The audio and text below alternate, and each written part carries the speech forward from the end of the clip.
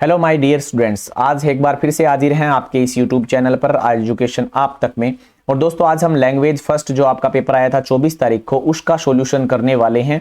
तो चलिए देखते हैं किस तरह की आंसर की रहने वाली है। दो सवाल ऐसे हैं जो आपको मैं आंसर नहीं करवा सकता क्योंकि वो कन्फ्यूजन वाले हैं, ग्रामर के नहीं है।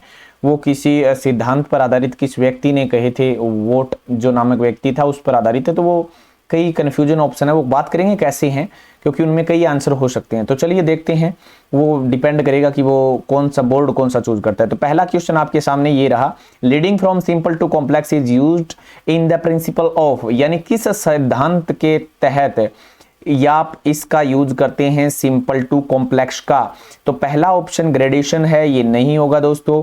आफ्टर दैट है हैबिट फॉर्मेशन, ये भी नहीं होगा। कंट्रोल्ड वोकैबुलरी, ये भी नहीं होगा। तो इसका मतलब आंसर आपका रहने वाला है D, follow the natural way. इस के तहत आपको दोस्तों इसका आंसर रहेगा follow the natural way. After that हम मूव करते हैं अपने जो नेक्स्ट सेंटेंस है उस पर, सॉरी नेक्स्ट क्वेश्चंस पर। नेक्स्ट क्वेश्चन क्या कहता है, विच one of these is a principle of translation come method, यानी विच वन ऑफ दीज, यानी जो नीचे दे रखे हैं उनमें से सिद्धांत इसका किसका, ट्रांसलेशन कम ग्रामर मेथड का सिद्धांत कौन सा है, नीचे दिया गया है उनमें से। तो दोस्तों पहला ऑप्शन आपके सामने आता है टू टीच इंग्लिश डायरेक्टली, ये भी नहीं है क्योंकि इंग्लिश इसके अंदर ट्रांसलेशन कम मेथड के अंदर इंग्लिश डायरेक्टली नहीं सिखाई जाती। नेक्स्ट है टू एस्टैब्लिश बॉन्ड और a link between thought expression experience and language, ये भी इसका आंसर नहीं रहने वाला। The unit of teaching is a word not the sentence. देखो दोस्तों ग्रामर के अंदर आप शब्दों को नहीं, जब ग्रामर ट्रांसलेशन मेथड से सिखाया जाता है तो शब्दों पर कोई ध्यान नहीं दिया जाता, बल्कि आंसर इसका सी नहीं रहने वाला है। यहां पर ध्यान दिया जाता है the sentence is the unit. ये लाइन बहुत इंपॉर्टेंट है दोस्तों, the sentence is the unit of, ये बहुत ही इंपॉर्टेंट लाइन है। आगे की तो मैटर ही नहीं करता of teaching in this method, तो सेंटेंस पर, क्योंकि देखो जब ट्रांसलेशन मेथड सिखाया जाएगा तो स्वाभाविक सी बात है उसको क्या किया जाता है, निपुण बनाया जाता है कि उसको बोलना आना चाहिए कि इंग्लिश की हिंदी कैसे बनेगी। यानी एक रेफरेंस, स्टर्न नामक मनोवैज्ञानिक है, क्या नाम है, स्टर्न, उन्होंने नाम दिया था ये रेफरेंस का, कि आप एक दूसरी भाषा होगी रेफरेंस की, ठीक है। वो रेफरेंस की भाषा जो होगी दोस्तों उसके तहत वो कोई भी हो सकती है। अगर आप हिंदी हैं तो हिंदी में सीख सकते हैं इंग्लिश को, उसके बाद कोई उर्दू में, तो इस तरह से इन्होंने ये कहा था। आफ्टर दैट मूव करते हैं अपने next sentence, sorry next questions पर। और यहाँ पर नेक्स्ट क्वेश्चन क्या कहता है वो फोकस करते हैं, देखिएगा। आपके सामने क्वेश्चन ये था कि which method is a midway, कौन सा मेथड है बीच का, किसके बीच का, between that two old method, क्या नाम है, टू ओल्ड मेथड। यहाँ ट्रांसलेशन कम ग्रामर मेथड और डायरेक्ट मेथड, यानी डायरेक्ट जो है ट्रांसलेशन हो गया एक तो, और दूसरा हो गया डायरेक्ट मेथड। इनके बीच का मध्य का किसे माना जाता है। तो चलिए ऑप्शन देखते हैं। पहला ऑप्शन दे रखा है इंडक्टिव और डिडक्टिव मेथड, जो मेथड है वो ये नहीं होने वाला है।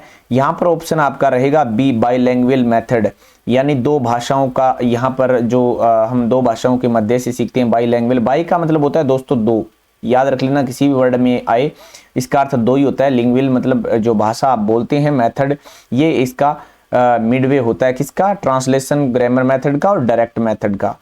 आफ्टर दैट बात करते हैं हमारे क्वेश्चन नंबर 34 की। Which one of these is related to the inductive, कौन सा इनमें से रिलेटेड है इंडक्टिव और डिडक्टिव मेथड से ऑफ टीचिंग इंग्लिश। तो यहाँ पर आपसे पूछा जा रहा है इंडक्टिव और डिडक्टिव मेथड जो आपको दे रखा है उससे रिलेटेड कौन सा है, नीचे दिए गए हुए। तो पहला दे रखा है it is a slow procedure, तो ये आंसर आपका होने वाला नहीं है दोस्तों। और आगे है this method discourage the student to be mentally active, कि है मेथड क्या करता है, अतोत्साहित करता है बच्चों को मेंटली तौर पर। नेक्स्ट कहता है प्रायोरिटी ऑफ रीडिंग, ये भी आंसर इसका नहीं रहेगा। तो बचा आंसर कौन सा, the sentence is the unit of teaching in this method. जो हमारा इंडक्टिव और डिडक्टिव है मेथड है उसके अंदर किस पर ध्यान दिया जाता है, वाक्य की, द सेंटेंस इज द, यहाँ पर जो सेंटेंस होगा वो क्या होगा, द यूनिट ऑफ टीचिंग होगा। ओके दोस्तों आगे बढ़ते हैं नेक्स्ट क्वेश्चंस पर हमारा। और नेक्स्ट क्वेश्चन क्या कहता है, which skill is the basis of a good learning of language? कौन सी ऐसी स्किल है? विच स्किल इज मतलब है, क्या है बेस ऑफ गुड लर्निंग, एक अच्छा आधार क्या हो सकता है अच्छी लर्निंग का लैंग्वेज में? तो बताइए स्पीकिंग स्किल होगा क्या? पहले स्पीकिंग कहां से करोगे भाई? सीखने के लिए तो पहले तो क्या करनी पड़ेगी, आप लिसन ही करोगे तो पहले स्पीकिंग तो नहीं कर सकते। एक्सप्लेन भी आप नहीं कर सकते क्योंकि सीखोगे नहीं तो एक्सप्लेन कैसे होगा। रिइंफोर्समेंट तो सवाल ही पैदा नहीं होता। तो आंसर क्या रहेगा दोस्तों? डी आंसर रहेगा हमारे 35 नंबर क्वेश्चन का। चलिए बढ़ते हैं हमारे 36 नंबर क्वेश्चन पर। 36 नंबर क्वेश्चन क्या कहता है दोस्तों? 36 नंबर क्वेश्चन कहता है कि choose the correct options which is not a technique for a speaking skill. क्या पूछा है? Is not a technique for speaking skill, ये बात इसने यहां पर पूछी है। इनमें से देखते हैं रिप्रोडक्शंस आंसर हो सकता है कि आप अंदाजा लगाइए आपने क्या किया है 36 नंबर क्वेश्चन में, तो रिप्रोडक्शंस नहीं होगा और आपका आंसर रहने वाला है क्वेश्चन एंड आंसर। क्योंकि जब भी कोई भाषा आप सीखोगे दोस्तों तो आपको सवाल जवाब करके सीखिए, यानी कोई भी भाषा सीखनी है, अगर स्पीकिंग स्किल सीखनी है तो मैं आपसे प्रश्न करूंगा हाउ आर यू, आप कहोगे आई एम वेल। एक और बता रहा हूं, आई एम गुड गलत होता है, ये बात ध्यान रखें। आई एम गुड कभी मत बोलना, आई एम वेल बोलना। गुड में आप अपना घमंड शो करते हैं, ऐसा माना नहीं जाता। एडजेक्टिव आप जब पढ़ोगे तब पता चल जाएगा। आफ्टर दैट बात करते हैं अकॉर्डिंग टू थॉमसन और वोट। ये मैंने प्रश्न देखना है कि क्या कहता है according to Thompson and Wyatt how many objective, कितने ऑब्जेक्टिव हैं आर ऑफ टीचिंग रैपिड, यानी अगर आपको रैपिड रीडिंग करनी है, रैपिड मतलब तेज तेज पढ़ना है, तो कितने ऐसे ऑब्जेक्टिव बताए गए हैं थॉमसन एंड वोट के द्वारा? तो दोस्तों इसके अंदर गारंटी नहीं है 4 है या 5 हैं, तो ये आंसर की आने पर ही पता चलेगा, क्योंकि दोनों ही कहीं ना कहीं कुछ किताबों में कुछ दे रखा है, कुछ में कुछ दे रखा है, और नेट भी रिसर्च काफ़ी किया इस क्वेश्चन के लिए, ऐसा कुछ मिला नहीं। तो माफ़ी चाहूँगा, आप स्टार लगा लीजिए, बोर्ड पर निर्भर कीजिए, गलत बताने से बेहतर है आपको मैं सच बोल दूं। आफ्टर दैट मूव करते हैं हमारे नेक्स्ट जो क्वेश्चन है 38 नंबर क्वेश्चन। 38 नंबर क्वेश्चन क्या कहता है वो देखिएगा। Who was of the opinion that reading ability can be developed by reading books in solitude with ease, interest and pleasure? तो देखिए दोस्तों यहां पर क्या पूछा है, हु वाज द ओपिनियन, कौन से ऐसे ओपिनियन थे, विचार थे that reading ability can be developed, जिससे क्या किया जाए कि रीडिंग जो आपकी एबिलिटी है ना दोस्तों उसको किया जा सके, विकसित किया जा सके पढ़ के किताबें, ठीक है, चाहे वो इंटरेस्ट हो प्लेजर हो उसके तौर पर उन्होंने, खैर आगे का मैटर ही नहीं करता। यहां से आपको क्या देखना है, यहां से आपको देखना है क्या आंसर हो सकता है, मेनन एंड पैलेट। ये बात हु वाज द ओपिनियन, यानी ये विचार किसके थे, ये विचार किसके थे, ये आपसे पूछा गया है। Who was of the opinion, ये विचार किसके थे, कौन से, कि reading ability can be developed by reading books का पढ़ के in solitude with ease, interest and pleasure. आप बड़े प्लेजर के साथ, इंटरेस्ट के साथ अगर पढ़ेंगे तो क्या है आप उसमें सुधार कर सकते हैं रीडिंग एबिलिटी के अंदर। तो दोस्तों यहां पर ये विचार मेनन का तो नहीं है, रॉबर्ट लेडो का भी नहीं है, और राजगोपाल ये तो हो ही नहीं सकता। तो आगे आंसर बचा हमारा कौन सा, वेस्ट। दोस्तों 38 नंबर क्वेश्चन का आंसर क्या रहेगा, वेस्ट रहेगा। After that we move on our next question, and next question is in front of you, that is oral reading is also known as, oral जो रीडिंग है वो इनमें से जानी जाती है। ऑप्शन है इंटेंसिव रीडिंग। बताइए इंटेंसिव रीडिंग होती है क्या, ओरल नहीं होती यार। आपने एक नाम सुना होगा, ओरल करते हैं, किताबों में पढ़ाते हैं तब, तो एक ओरल में एक ए आता है और एक ओ आता है। दोस्तों इतना याद रखें, जिस ओरल में ओ आता है वो तो करेंगे बच्चे और ए आता है वो करेगा टीचर, इतना ध्यान रख लेना। अब आगे कभी प्रश्न आ ही जाए इसलिए बता रहा हूं मैं आपको। इंटेंसिव रीडिंग इसमें नहीं होगी, साइलेंट तो हो ही नहीं सकती ना, जब आप बोलोगे जुबान से, ओरल में तो बोलना होता है, और बोलना होता है तो इसमें क्या होगा, लाउड रीडिंग आपका आंसर होगा। ये तीनों ही आंसर, डी भी नहीं होगा। लाइब्रेरी में कोई रीडिंग ओरल कहां से बोलोगे, तो बोलना है, इसमें भी बोल नहीं सकते, इसमें भी बोल नहीं सकते, इंटेंसिव में भी ध्यानपूर्वक पढ़ना होता है, तो लाउड रीडिंग होती है ओरल में, बच्चों को जोर जोर से बुलाया जाता है बोर्ड पर।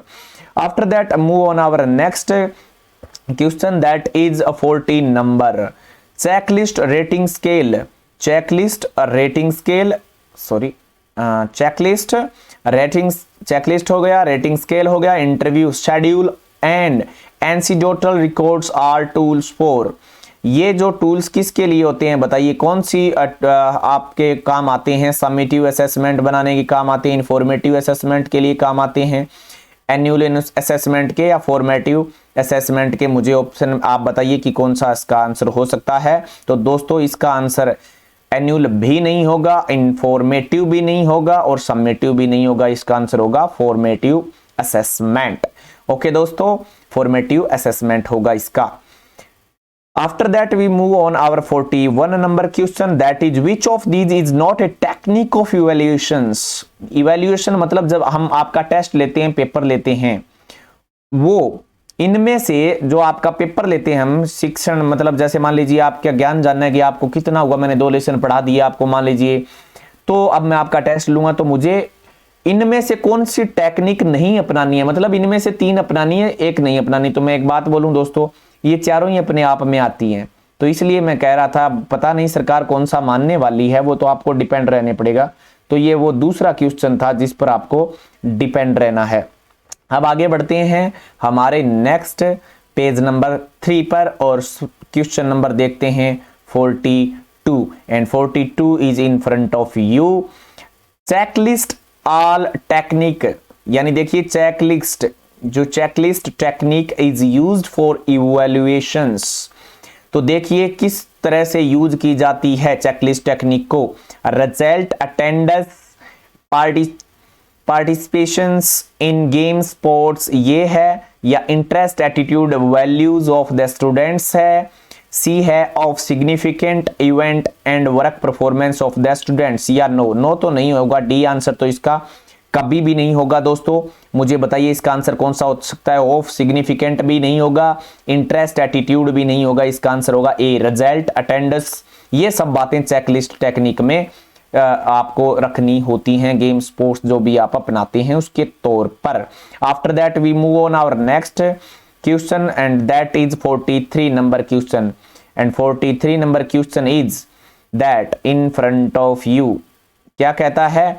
विच वन ऑफ दीज, इनमें से, यानी ये जो 4 ऑप्शन में दे रखे इनमें से, commission and committees has not made recommendations to encourage internal assessment through continues and comprehensive evaluation. मतलब आपको इनमें से कौन सी अच्छी बात है, जो कमीशन है या कमेटी है, हैज नॉट मेड, नहीं बनाया है, रिकमेंडेशन उन्होंने नहीं किया इसके लिए, to encourage internal assessment through continue and comprehensive evaluation. लगातार जो चलने वाली हम जीएस कॉम्प्रिहेंसिव का मतलब है कोई बात ऐसी जो आपके समझ में आई, इवैल्यूएशन जो हम करते हैं। तो ये कमेटी कौन सी थी जो ये बात उन्होंने कही? इसमें से आप देख सकते हो हट्टोक कमेटी नाम दे रखा है, स्पेलिंग बहुत आती है पेपर में, ध्यान रख लेना, MM, II, हंटर कमीशन। और इसका आंसर रहेगा दोस्तों ये भी नहीं, ये भी नहीं और ये भी नहीं। तो इसका मतलब कौन सा हुआ? मुदालियर कमीशन की ये बात है। Which of one of these commission, यानी इनमें से कौन सा कमीशन है या कमेटी है जिन्होंने हैज नॉट मेड रिकमेंड किसने नहीं किया था? क्या? To encourage internal assessment through continue and comprehensive evaluations. Next move on our next question that is which one of these is not objective of CCE।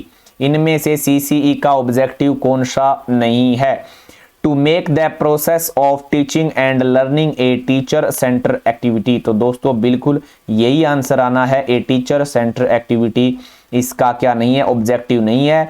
एक learner centre activity इसका answer है, effective skill भी है और teaching learning process भी है। तो इसका उत्तर होगा ए, ये तीनों ही ये इसमें शामिल होते हैं। आपसे पूछा है नहीं है, ये देखिए नोट आया हुआ है। तो ये छोटी छोटी चीजें हमें बड़ी ध्यान रखनी पड़ती हैं आराम से जब पेपर को करने बैठते हैं।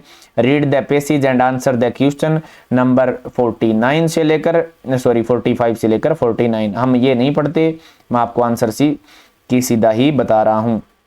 आगे बढ़ते हैं और बात करते हैं नेक्स्ट, चूज द सिनोनिम। अब एक बात बोलूं दोस्तों, ये पढ़ने की आवश्यकता नहीं होती, आपका टाइम खराब करवाने के लिए ज्यादा। आप पहले प्रश्न देखें कि प्रश्न में क्या इनको पढ़ने की जरूरत पड़ेगी, जरूरत नहीं है। अब मान लीजिए विटालिटी जो है, इसका अगर आपको आंसर पता है कि विटालिटी का मतलब क्या होता है, तो दोस्तों आप ऑटोमेटिक ही आसानी के साथ क्या कर सकते हैं, समझ सकते हैं। विटालिटी का मतलब होता है एक ऐसा ताकत, जीवन शक्ति जिसे हम कह सकते हैं, विटालिटी का मतलब।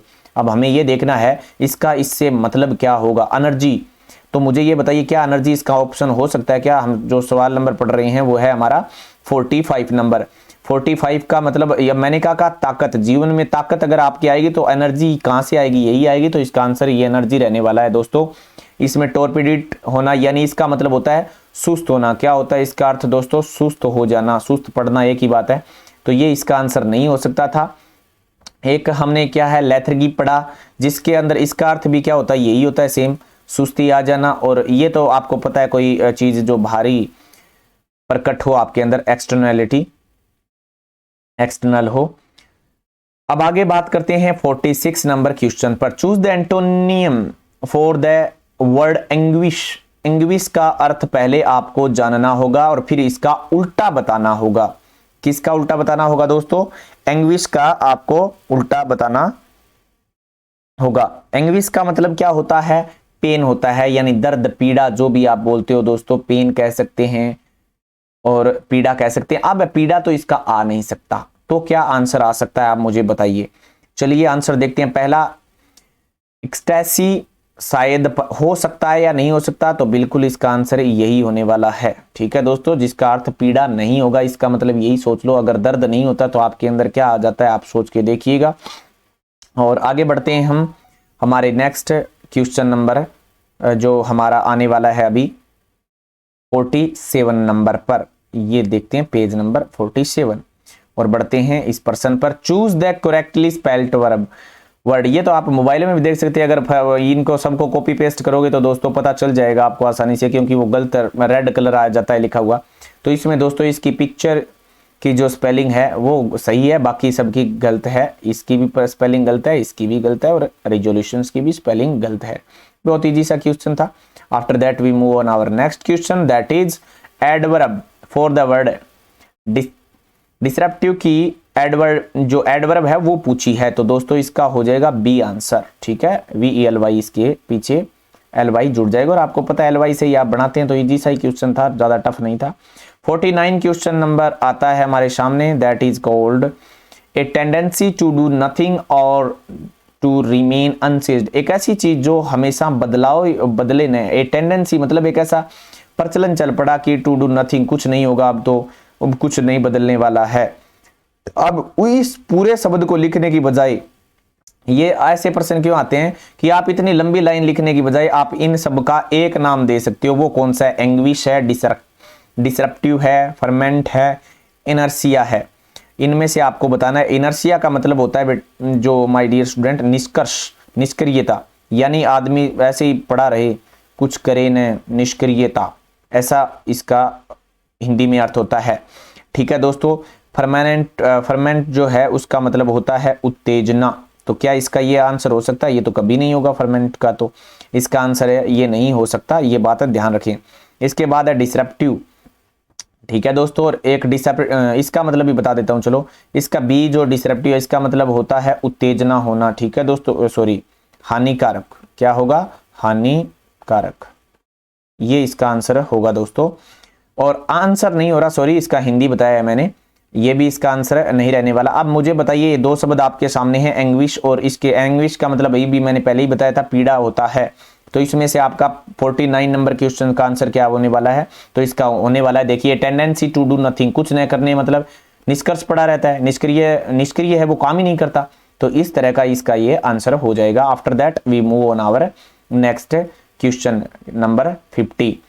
अब देखिए 50 नंबर क्वेश्चन पर बात करते हैं हम। 50 नंबर क्वेश्चन में क्या लिखा है? Dash and every other imaginable comfort and luxury here. Imaginable क्या है यहाँ पर?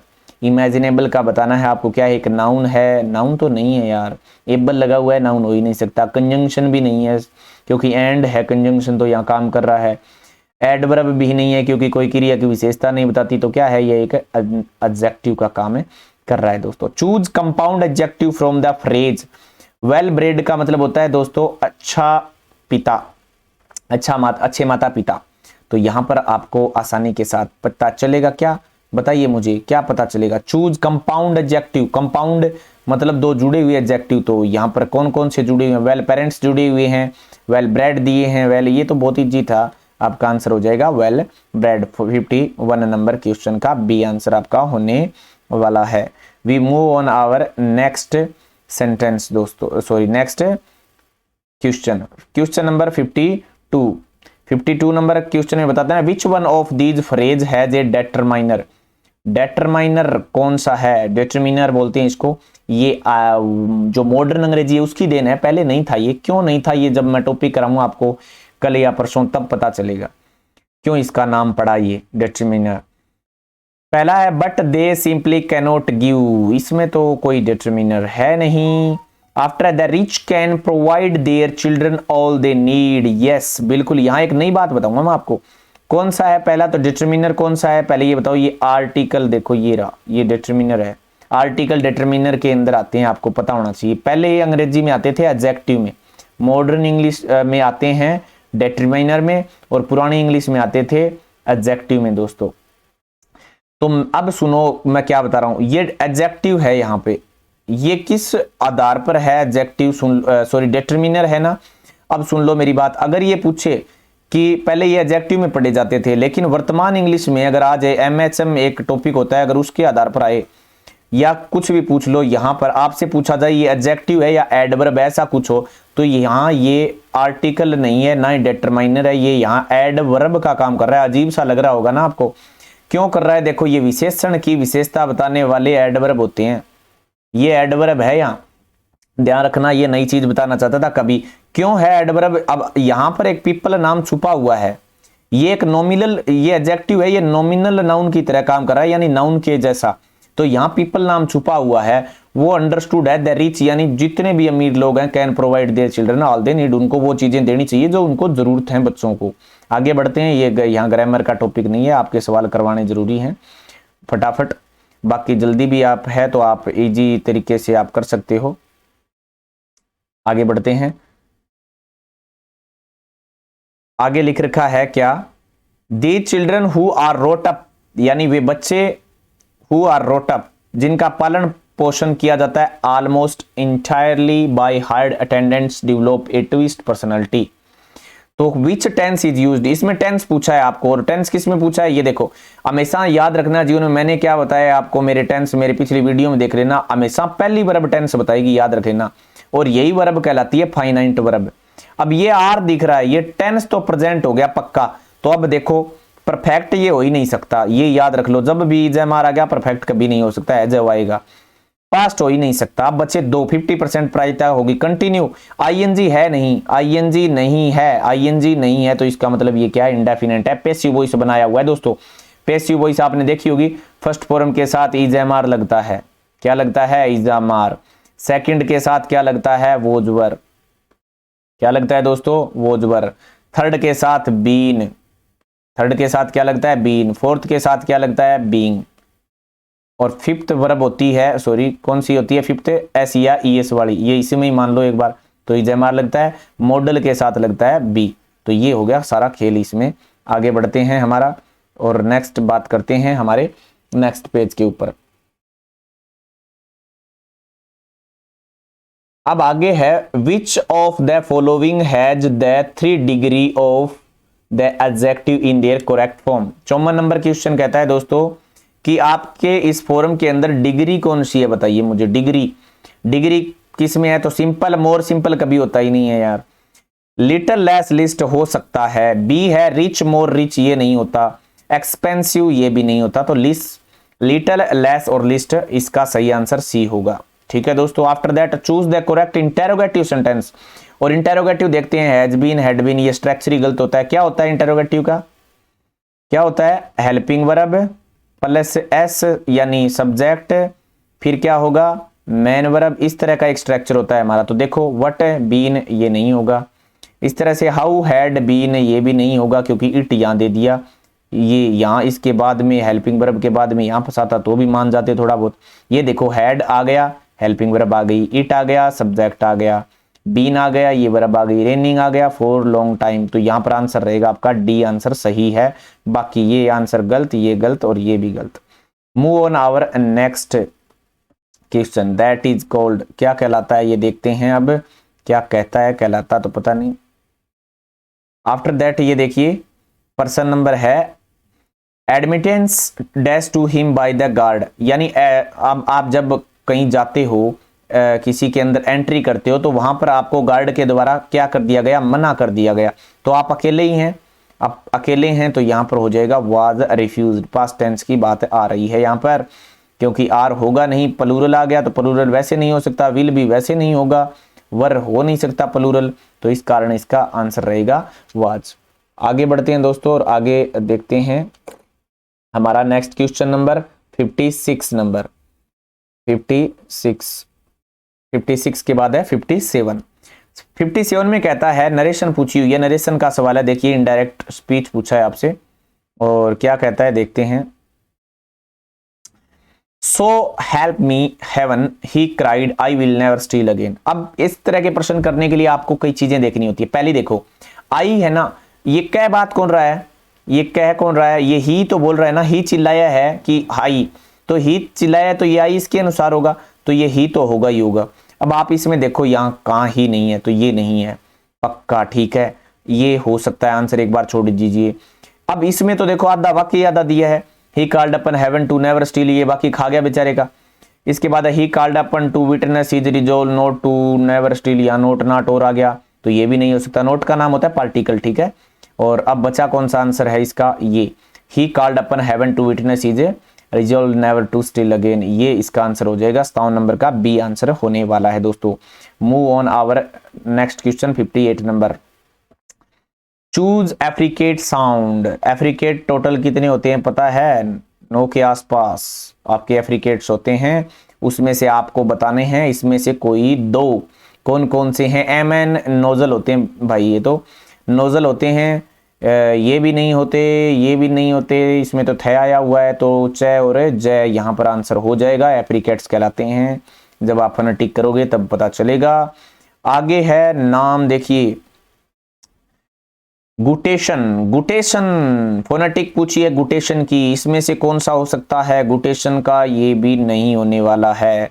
हाँ ए गुटेशन, ए ही आ रहा है, ई आई यहाँ आ रहा है, ये देखिए। वैसे देखो फोनेटिक में करवाऊँ आपको, टेंशन ना ले, ई आई, तो यहाँ ई आई आया तो ये इसका आंसर रहेगा। इसमें तो साफ ही गलत है, ये थोड़ा सा मिलता जुलता था लेकिन ये भी गलत हो गया, तो बी इसका आंसर रहने वाला है 59 का। आगे बढ़ते हैं, बात करते हैं नेक्स्ट क्वेश्चन पर, और नेक्स्ट क्वेश्चन हमारा आप पढ़ सकते हैं क्या है, the fundamental order, fundamental order order of a, एक मिनट दोस्तों आगे बढ़ते हैं, थोड़ा सा ये सही कर लेते हैं।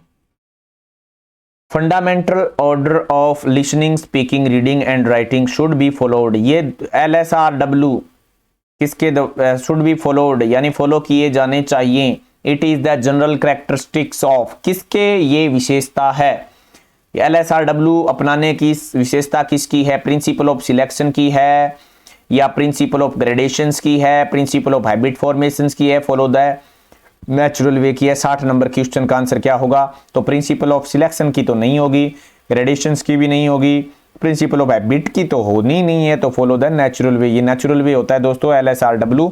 ध्यान रखिए अंग्रेजी सीखने के लिए। उम्मीद है आपको अच्छा लगा होगा, लाइक और सब्सक्राइब और शेयर भी जरूर करें अगर आपको ये पसंद आई। और जब आपका पेपर हो जाए इसका आंसर की आपके आंसर कैसे रहें तो भी आप मुझे बताना आपके लिए कितने फायदेमंद रही। धन्यवाद, फिर कभी फिर आगे नेक्स्ट वीडियो में हाजिर होंगे, तब तक के लिए धन्यवाद।